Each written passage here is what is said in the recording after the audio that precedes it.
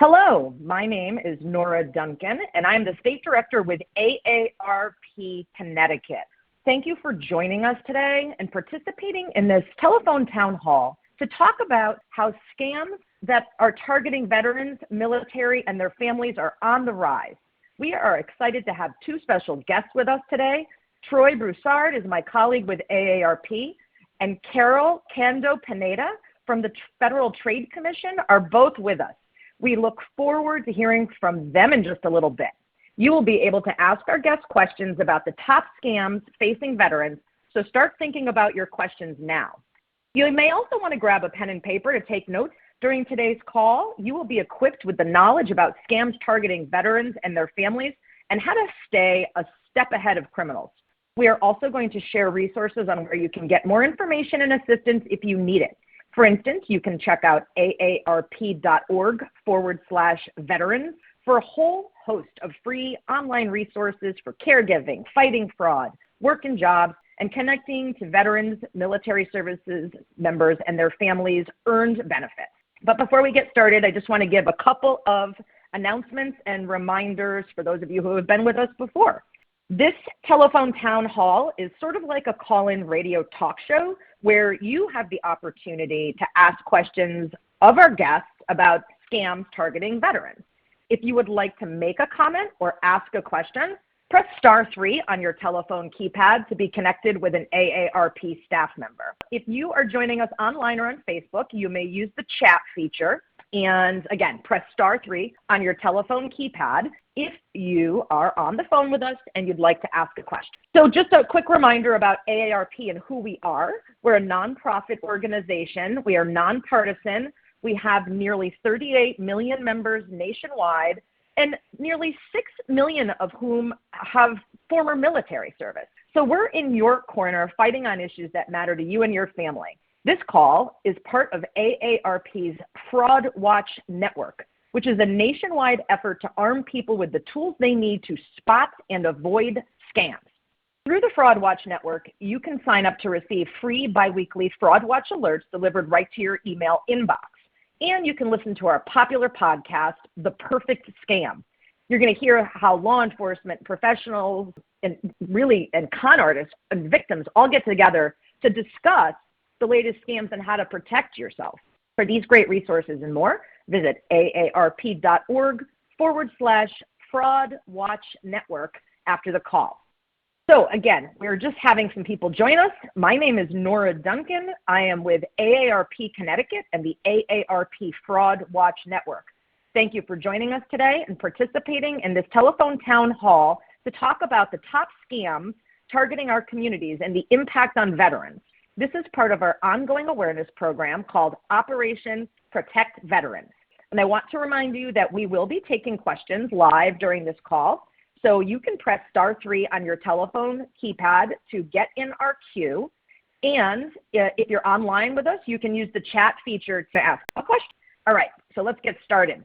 Our veterans are being targeted for their hard-earned benefits, for their identities, and their saving. And together, through AARP's Fraud Watch Network and Operation Protect Veterans, we can fight back and take one small step to repay our veterans for the service they've given and the sacrifices they've made. So we are proud to have allies in this fight, like today's guests. We have AARP's Troy Broussard, and from the Federal Trade Commission, we have Carol Kando-Pineda. Troy and Carol, thank you so much for joining us today. So let's get started. We are talking about scams against veterans. Troy, can you please tell us about Operation Protect Veterans and some highlights from AARP's latest research, Scam Bush, military veterans battle surprise attacks from scams and fraud? Hello, Nora. How are you today? It's a pleasure to be here, and thank you for having me here today. Hello to all the listeners. My name is Troy Broussard, Senior Advisor with our AARP Office of Community Engagement. I co-lead the Veteran, Military, and their Families Initiatives for AARP, and I'm a proud Army Desert Storm veteran. It's a pleasure to be here today talking about protecting veterans and their families from fraud. The first I want to share with you guys is our Operation Protect Veterans. It's a joint program that we have with the AARP Fraud Watch Network and the United States Postal Inspection Service. And then we're working together as a public awareness initiative to help veterans and military families fight back and protect themselves and their loved ones by raising the visibility to the most current scams, fraud, and identity theft schemes. So we're very proud of Operation Protect Veterans, and it's something that can definitely help you protect yourself. But I also want to share with you guys about this survey that we did back in November of 2021, Scam Bush Military Veterans Battle Surprise Attacks from Scams and Fraud. In that research, we found, done by AARP, we found that veterans, active duty service members, and their families are nearly 40% more likely to lose money to scams and fraud than the civilian population.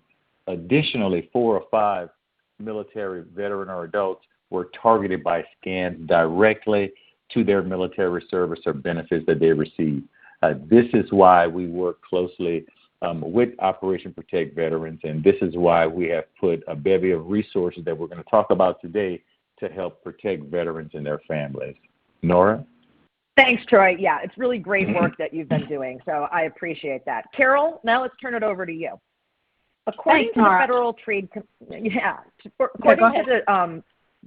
Federal Trade Commission's 2021 Consumer Sentinel data book, veterans, military, and their community are losing money at an alarming rate. So can you tell us a little bit more about those findings and anything else you want to add about yourself or the Federal Trade Commission's work? Well, sure. I guess I'll open up by first thanking you for the opportunity to be here and to talk to folks today. This is a really important issue, and we'd like for as many people as possible to have those tools to be able to avoid fraud and scams.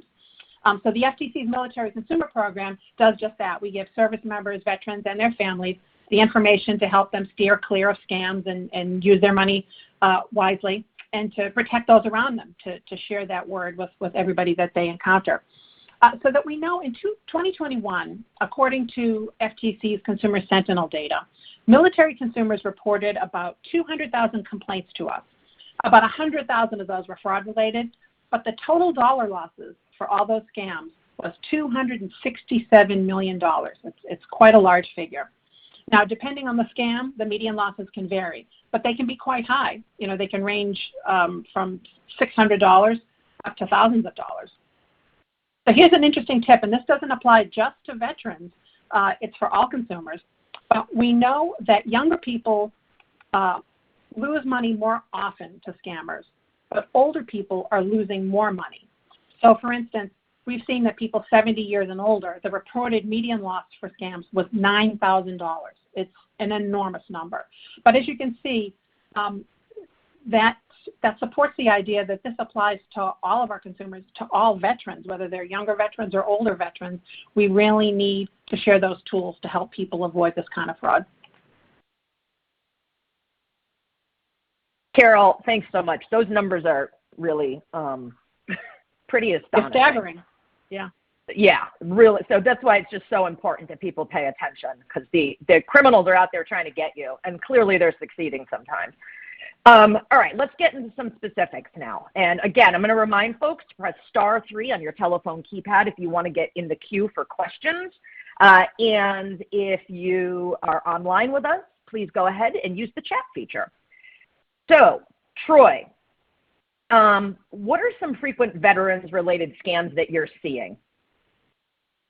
Yes, Nora. So glad to speak on this. You know, and before I get into that, I just want to make sure I mention to everyone that, you know, as veterans and their families, whenever you leave service, you know, you're always looking for that second mission. How can I give back? What can I do? You know, I've served my country, now I want to give back. And this is what these scammers, you know, they harp on this. They really focus their attention, you know, to say that they want to get on the goodwill of the veteran, trying to relate to them. But some of those scams that we've uncovered, that we've seen, is employment scams, paying money up front for jobs that don't exist. So please stay away from that. They look at the benefits that are focused for veterans, these VA home loan mortgage schemes, you know, making promises that we'll get the loan for this amount, and then if you pay us this amount, we'll get you the lowest rates or different. That's all scams. these healthcare bogus free medical equipment for service-related injury scam. Can you imagine that? You know, you've been hurt in the service. You've been to where you need medical equipment, and then you have a scammer out there trying to use that injury against the veteran. And then lastly, the ones that we've seen a lot of is these fraudulent record scams, paying for updating the military records. Let me say this and let me be clear to all of your listeners. You never have to pay for updating your personal military records. If you get a phone call or an email or any type of communication like that, please hang up the phone or delete the email. Nora? Really good tips, Troy. And it's just devastating the amount of stuff that's out there targeting our veterans and military families.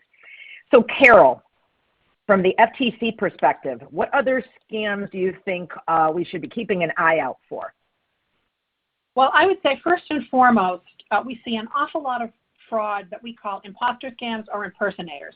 So that is somebody that texts, calls, emails, and pretends to be somebody legitimate. They pretend to be a legitimate business or a government agency or somebody that to try to trick you into revealing, sensitive information or giving them money.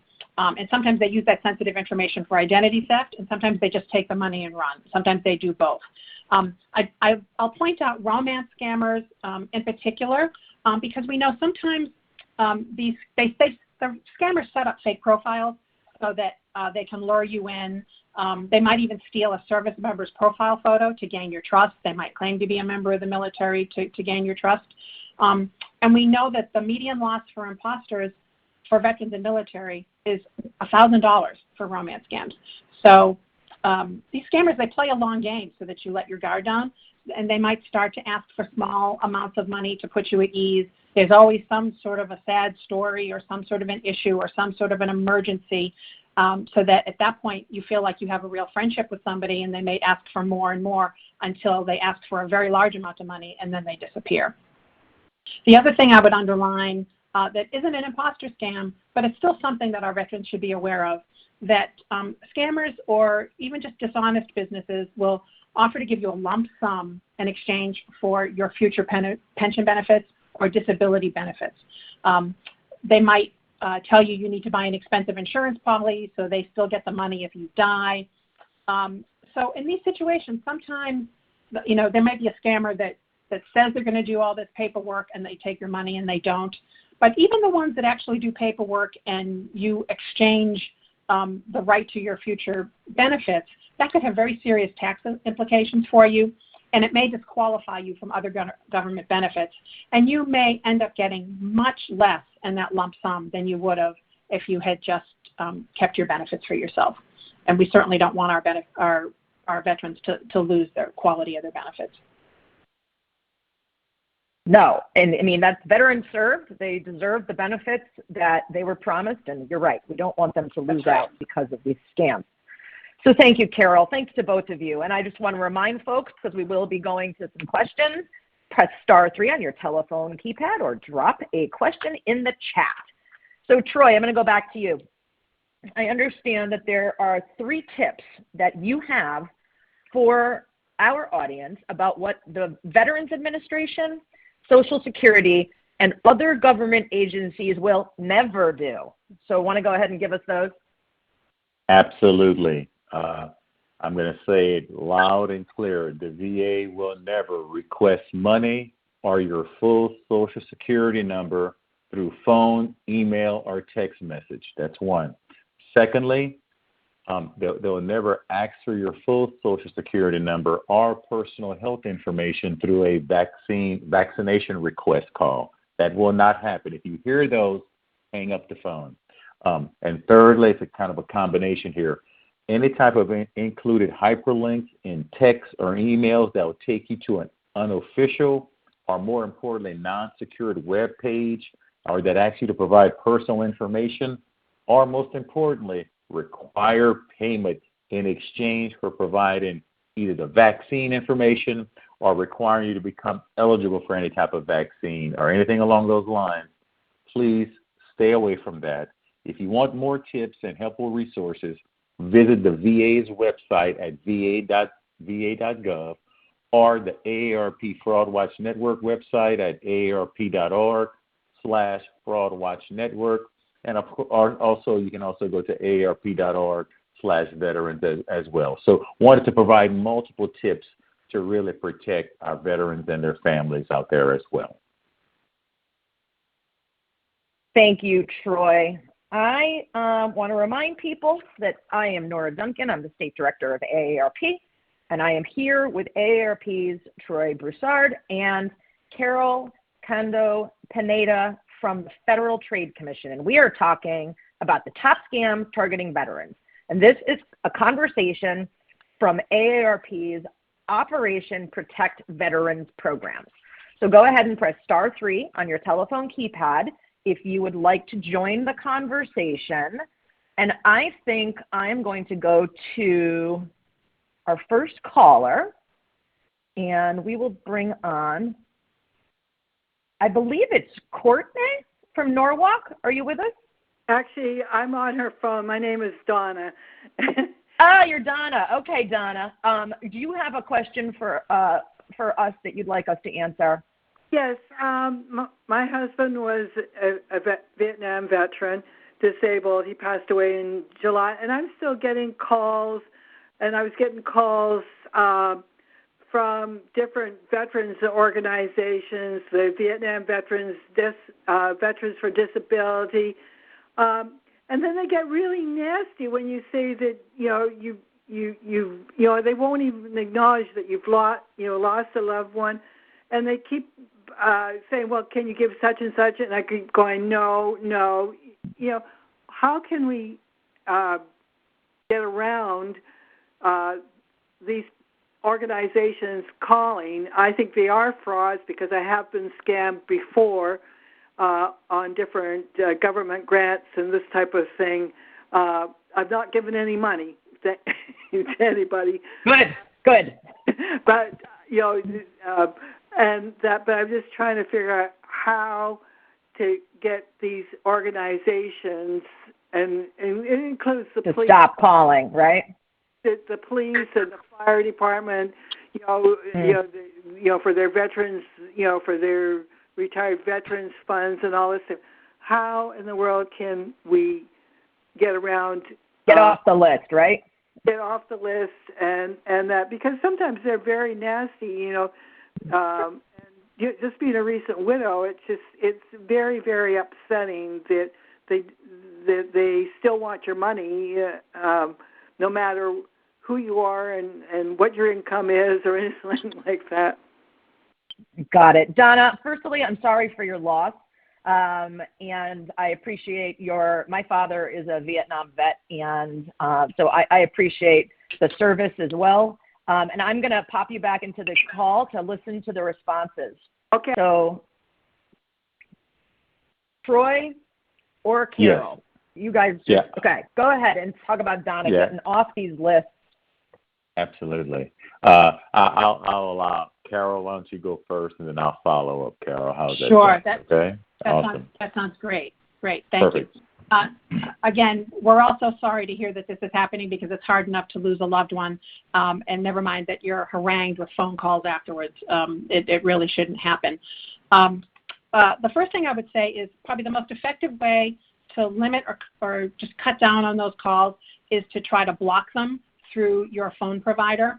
So, you'd call whoever the provider is for your landline or for your mobile phone, however you're getting the calls, and find out what your options are. You can either have suspicious calls completely blocked, or you can have them labeled so that it'll come up and it'll say telemarketing call, spam call, might even tell you who it is that's calling, and then you can decide for yourself what works best for you. If you have it completely blocked, then you may miss some calls that you may want to get a call that's not that's not being identified as from a doctor's office or something that's new to you. But that may be worth the price to have those calls stopped. If you have it just labeled, then you have a little bit more control. You have some idea whether you want to pick up or not, and that may cut down on getting a lot of these solicitations. And I just want to commend you for for being able to spot that a lot of these are going to be from phony charities. And you just don't want to engage with them at all because they're going to come up with any kind of a story to try to get you to reveal information or to send the money. Troy, do you have anything to add? Yeah, just that's great tips from Carol, absolutely. And Donna, again, sorry for your loss, and I'm so happy that you are calling us today, because what you're doing is that you're helping other families all throughout Connecticut by sharing this story, and that's what it's all about. So you are delivering, a great service. Just to add a couple of things, I would make sure that you, like Carol mentioned, make sure you go to donotcall.gov, which is a national do not call registry. It's not going to remove all of the calls, but it'll significantly lower them. Secondly, as it relates to those charities, I would go to charitynavigator.org to make sure you can test the validity of those charities. And lastly, and this is so important, develop your no script. So if one of those calls do come through, make sure that you have a no script to say, no, thank you, I appreciate it, I'm not interested in your solicitation. If it's a charity, say, no problem, thank you very much, I'm going to check out your website and go ahead and find out more information and contact someone there. Any type of high pressure techniques that's being done over the phone, email, or text is probably fraudulent. So continue being vigilant and continue sharing, as we're doing on this particular call, to all the citizens out there in Connecticut. Nora? Thanks, Troy. Thanks, Carol. I'm going to bring on, this may be the kind of scam that could happen to anybody, but let's bring on Brenda from Bridgeport. Are you with us? Yes. You want to go ahead and ask your question? Yeah, my question is that me and my husband are both disabled veterans, and we had to get some new steps put in, and we found out that the guy don't put the railings back in. So we've been trying to get people to come and put the railings in, because we had to put the cautious sign all around the steps where we can't go up and down the stairs. Okay, so every time I seem to get a worker, I got some from Angie's List, and it seems like they're fraudulent. Okay, the first one I got, he claimed a company, he gave me a worksheet and everything, and he wanted half of the money down, okay? So my mind's saying that with the money he's asking for, I need to know if this is legit. So I looked and I saw the address of the company, and I went to that address, and that wasn't no business. It was a duplex, okay? So, then the second one, they're saying like the same thing, and you ask them where their business is or where their railing company is, so I can pay for the materials and you do the job. They got all kinds of frauds going, and we've been having this issue for 2 months, and we need to get the railings before somebody slip up there and fall and we get sued, Yep. So Brenda, this sounds to me like there are this could happen to anybody, right? You've got contractors just sometimes go bad. Right. Right. In addition to the Connecticut Department of Consumer Protection, you can file a complaint, and they do help with that. So I do want to just point you in that direction before I turn it over to Carol and Troy, and also the Better Business Bureau is a good place to look too. But I just wanted to know, do you know someone that's legit that can do this job, because it needs to be done? I have my grandkids living here. Yeah. So no, but I know that my team gave you a reference, and they might be able to help you. But I do want to help you get it done, and also you can email ct@aarp.org. And we can help connect you. Did you get that? ct@aarp. Okay. And I'm going to pop you back into the call and let these guys answer. So, I'm not sure Brenda's situation is unique to veteran, but it is unique. It is a really big problem, right? Having things done at your house, the biggest investment, and having it go not well. So either of you want to comment on anything for advice for folks? Yeah, I'll jump in. I'll jump in real quick for this one, Carol. Then I'll give it over to you. I think she's doing the right thing. Number one, she's asking the right questions, and she's not taking the first offer. She's not saying, "Oh, you want half? Okay, here you go," and then you'll never see this person again. So checking them out, I think that would be great. And I know your local AARP Connecticut office is going to give her some assistance. But I would also recommend that she take a look at contacting the local VA office as well too. Just something that she could contact, because they could have a list of vendors, maybe even some veteran-owned vendors that could help with a situation like that. So I would give her a different source of all types of different opportunities to take a look at. So just wanted to share that with her. And Brenda, keep up asking the great questions. And thank you for your service, both you and your husband. Carol? Yeah, so I would just, I agree with all of those recommendations, and I would also suggest maybe checking with the local home builders association. If there's a state home builders building association or a regional one, they may be able to connect you with a contractor that's trustworthy, and or ideally several, so that you could look at a couple of different estimates so that you can really make a strong, informed choice about who's going to fix this work. And then they should give you a contract, right? And you want to look at it very carefully and make sure that you understand everything that's in it, and that you know exactly what you're paying for. And you don't want to pay for the whole thing up front. Even though you really want somebody to fix this problem, you want to pay for the work as it's being done, and work out some kind of a payment arrangement so that they don't just take the money and then leave you in the same situation, so that you can finally get some satisfaction. And sometimes one other thing that often works to bring attention to an issue, if local media has like a call for action line or a consumer line, sometimes you can call them and they may help you mediate the problem. So it's always worth it. If you're really in need of help, you might want to try that. That's really good advice too. Wow, things really get responded to when the media shows up, it turns out, doesn't it? Okay, so again, *3 on your telephone keypad if you would like to get in for a question. I think I'm just trying to look at the questions that are in the queue and find somebody else to comment. Okay, I'm going to bring in Susan from Guilford. Are you with us? Yes, I am. Hi, go ahead. I'd like to address a deficit that I see in this great system you guys have going here. There's no coordination of the benefits for veterans. I just recently got finished working in a veterans homeless shelter, and you're absolutely right as far as the assault on veterans and their families. And I was just wondering if each of the agencies couldn't coordinate around this topic of fraud and then put something out, provide something for the veterans. We just recently got a list of new programs and old programs that have been updated, and it's wonderful for people like me who needs to learn a lot more about what we're doing, but it's also extremely important.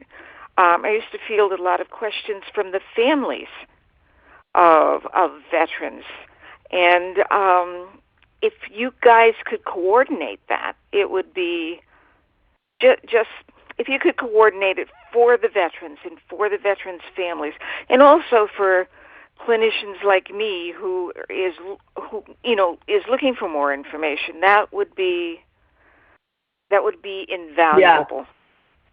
That's really, it's not something, we hear this a lot about a lot of our systems, right? That the one person isn't, who needs all the benefits aren't getting them in one place. Very common problem. I appreciate you raising it for sure. And I'm going to let Troy and Carol comment on this. And I also just want to let you know that we have an Elder Justice Coalition in Connecticut that brings together a lot of different organizations, from law enforcement, nonprofit, service organizations. So maybe they can start thinking about how this might work as well over time. I appreciate that. I'm going to pop you back into the. It's the Elder Justice Coalition of Connecticut, and they do have a website. Okay, thank you. Yes, I'm going to pop you back into the call. And so from Susan's perspective, coordination, I mean, that's a problem in so many ways, in so many places. But do you two have any comments? Or Troy, do you want to talk about AARP's role here? Yeah, absolutely. I'll jump in. And I promise, Carol, next question, you're first, I promise, okay? What I do want to share, and Susan, thanks for bringing up the information, your question. You do raise a very valid point, like Nora mentioned. What I would recommend is that something that AARP, because we're all about talking about a location where you can find all of the information, a one-stop shop, something that provides online education, a resource to help protect veteran service members and their families, and puts everything in one spot, one click. And we have that. We launched something back on April 20th of 2022. We launched the AARP Veterans Fraud Center. And this is a new online education and resource center to protect veterans and their families.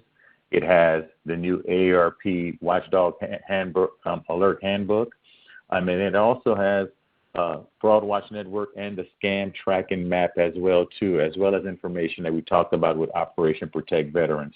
So I think this would be a nice, easy one-click that shows you all the frauds that are located that you need to be wary of, and then most importantly, that Scam Tracking Map where you can put in your zip code and then you can find out all the scams that are right there in your area. So we just want to equip veterans, their families, as well as the general public as well with this free AARP Veterans Fraud Center. I would highly recommend that for you.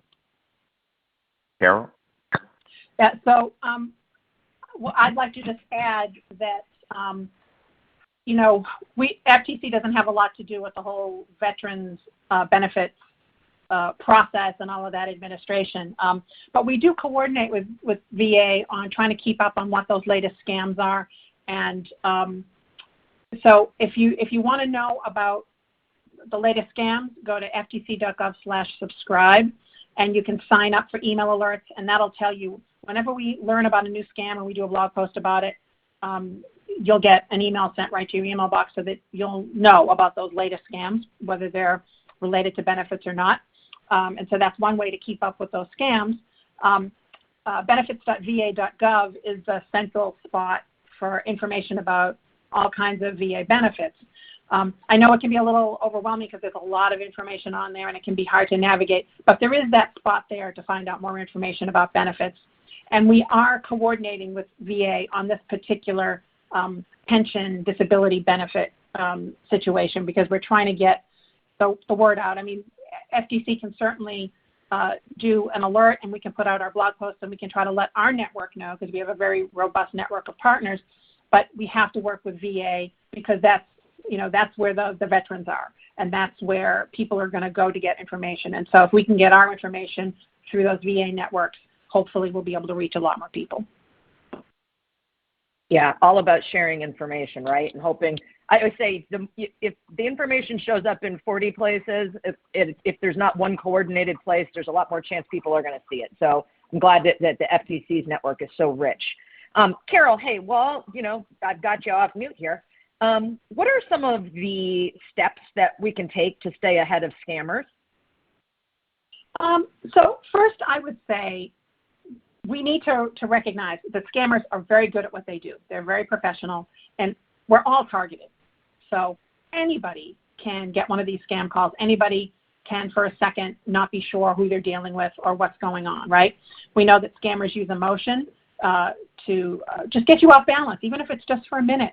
If they can just scare you or push you to think that you need to act immediately, then that's their opportunity to get your information or to get you to pay them for something. Next, I would say to pay very close attention.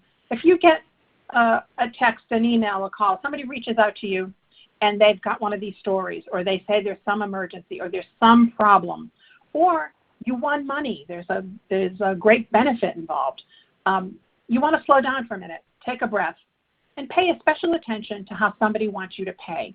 There's always some reason that they come up with that you send them money, you have to pay them something. Scammers will demand payment in ways that make it pretty much impossible for you to get your money back, things like cash. And that would be wiring money, payment using a gift card, or if they insist that you pay them with cryptocurrency, you can walk away. That's most likely a scam. Thank you. And Troy, same question for you. What kind of steps do you advise that we take to stay out of the scammers' line of, attack here? Right. I think the key thing, and Carol brought up some great suggestions, but I would say always go slow.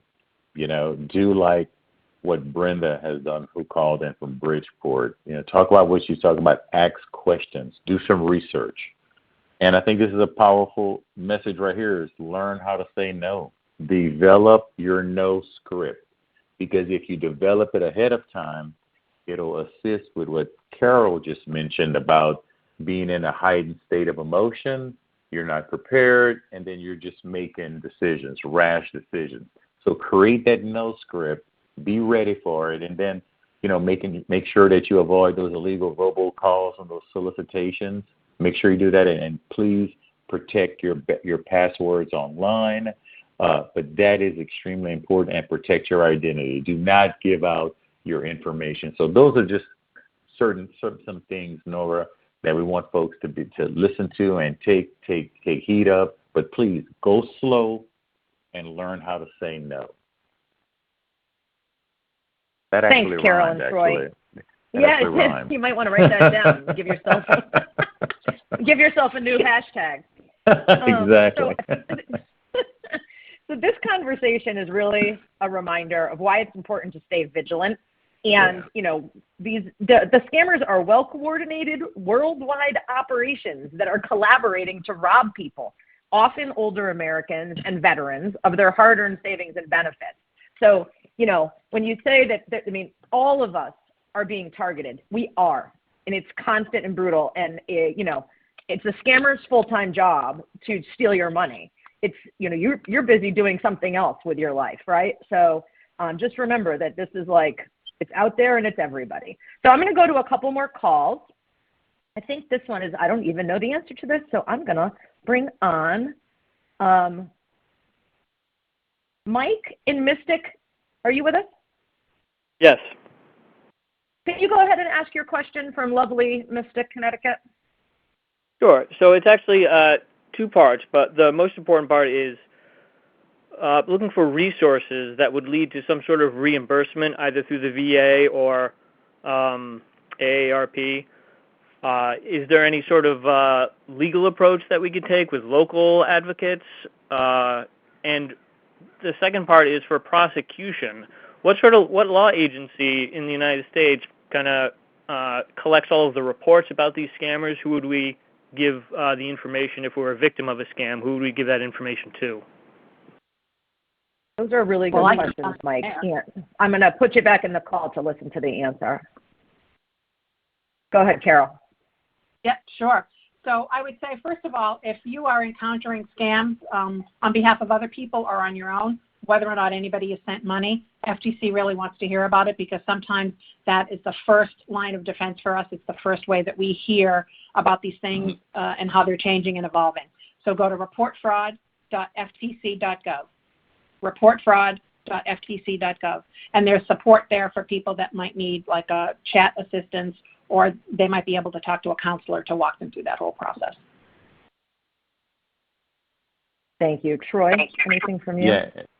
And from an AARP perspective, I would ask that you report that fraud, to our AARP Fraud Watch Network, because when that's reported over to us, we make sure that we coordinate and let the other agencies know, FTC, USPIS, and most importantly, we share that with our membership across the entire country, so that we can make sure that people are awareness of it and we can stay away from it. Then I would also take a look at making sure that, but reporting it to the FTC is a great first step, and then making sure that you do it through our AARP Fraud Watch Network, because we want to protect you from these scams that are out there. And I will tell you this, we are focused on ensuring that officials know, especially in the legal officials, judges, that we want to make sure that they know that this is a collaborative way to rob people of money. So we're talking about, these are scams that are being done, and these scams are impacting people, and they're not just something where it's $5 or $10. This is huge amounts of money, and it's also a lot of issues that come from that with stolen identity. So we want to heighten the essence of these scams are important, and it needs to be tracked by law officials and make sure that they are, putting a good, punishment for these scammers as well, so we can deter that.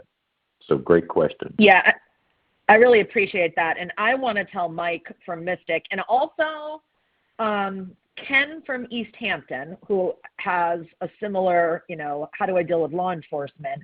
Ken from East Hampton. So if anybody from the East Hampton Police Department is listening. But the issue of in Connecticut, so I'm in the Connecticut office, and we are doing a lot of work with local law enforcement, state police, and then the federal, like you said, the U.S. Postal Inspector, the FBI, et cetera, on coordinating. But one of the big outcomes from that has been that police locally are taking scams more seriously. But I want everybody to listen. I'm going to repeat this phone number 3 times in a row. So this will give you a chance to get a pen. The Connecticut, the Elder Justice Coalition that I spoke of before in Connecticut, has a hotline that is located in the Attorney General's office, okay? Everyone should think about giving this one a call. It's 860-808-5555. So again, this is Connecticut specific, the Elder Justice Hotline, 8 a.m. to 5 p.m., just like regular Attorney General business hours, 860-808-5555. 860-808-5555. This is the coordination, and the effort there will take you to where you need to be.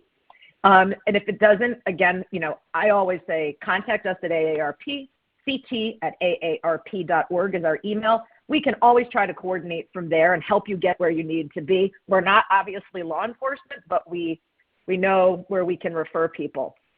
So again, ct@aarp.org. All right, I'm looking at the time, and I want to make sure I get all the tips from you guys in, and then maybe another call before we end today.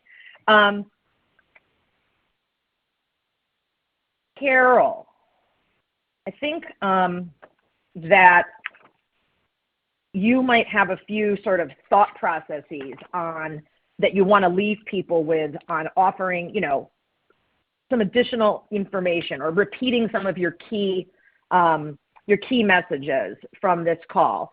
Just want to make sure we get those in before I go to our final caller. So anything you want to leave people with your top tips? Yeah, definitely. I would suggest that people keep a very close eye on their accounts.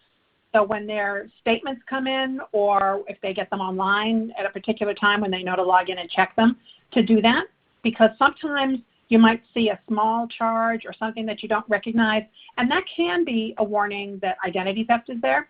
And so it's better to find out early, because then you can tamp down the damage before anything too bad happens. Get your free annual credit report. It's the same thing. You're entitled to a free report from each of those 3 agencies. Stagger the orders so that you get one look at your credit report every couple of months. That helps you spot whether there's any kinds of issues. Don't forget your online life. Keep your security software on your computer updated. Back up all of your important files. Set your phone to automatically update so that that's just one other layer of protection. And then I would suggest that people use 2-factor authentication when it's offered.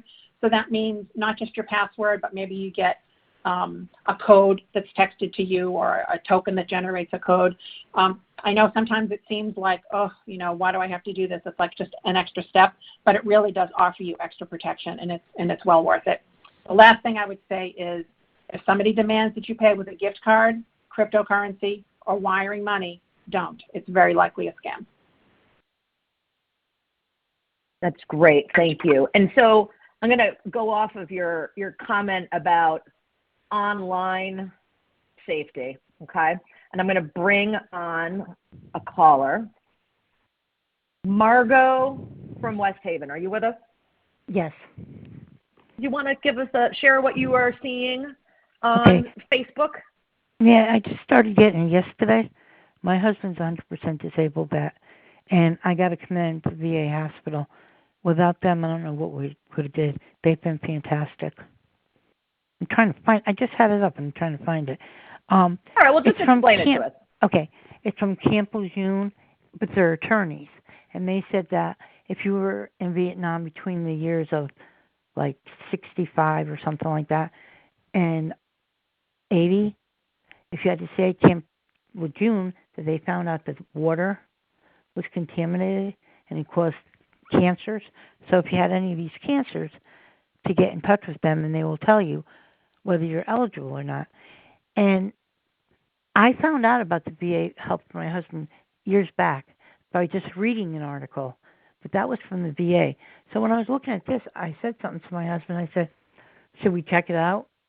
But if I call these people to check it out, they're going to ask me for personal information. And I don't want to do that.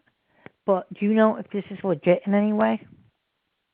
Let me go to our experts. I'm going to pop you back into the call Okay. to hear. Thank you for sharing, Margot. Thank you. Yes. Troy, go ahead. What do you think? Yes, absolutely. I thought you would never ask. I was waiting for this question here. Hey, Margot, I want to, thank your husband for his service and the disabled vet that have paved the way for others to serve. So I humbly appreciate that. Happy to hear you had a great experience at the VA hospital as well. What I would do is I would not contact this particular group because they will ask for they will try to get your information, and they'll start off with DD Form 214. Then they'll start with, well, let me verify your social. Would you verify that for me? And just like that, they have your address. They'll have your social security number. They got your DD Form 214, and that's where the scam could take place. I would recommend that you contact your local Veterans Administrative Office. There's a local VA office in your area. I would reach out to them. In other words, you reach out to them, make sure they're VA, and then you can inquire about this right here. But I would not take any unwanted solicitation and give out information based on this. You make sure that you're in control of reaching out to the VA or any group like that. That way you can know it's legitimate. So I would be very wary about doing anything being unsolicited coming to you that does scream red flags of a scam. Yeah, thanks, Troy. I appreciate that. The first thing I thought was class action suit, but I'm not sure what's going on over there. But right. Anything on Facebook, don't go through them. Go look at it from the outside, right. Looking exactly. Carol, do you have any thoughts or want to talk about anything maybe that you've seen specifically on Facebook, or how you mentioned to me earlier the massive increase in like romance scams, and I know some of those happen through Facebook.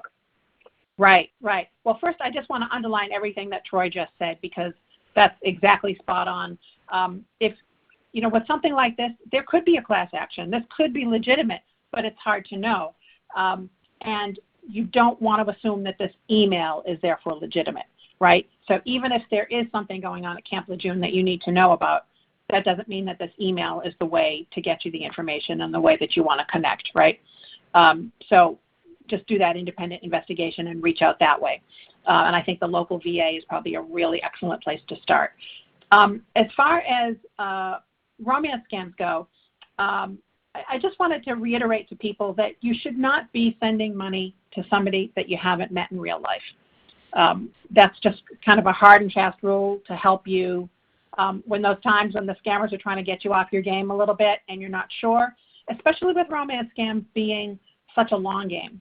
You know, they could put weeks and months into cultivating a friendship, a relationship with you to get you to trust them, asking you for small amounts of money at first, and then building up to asking for more money, or the story is much more elaborate and therefore that's why I need so much more money, or I need money to come visit you, or I need money to pay for my leave from the service.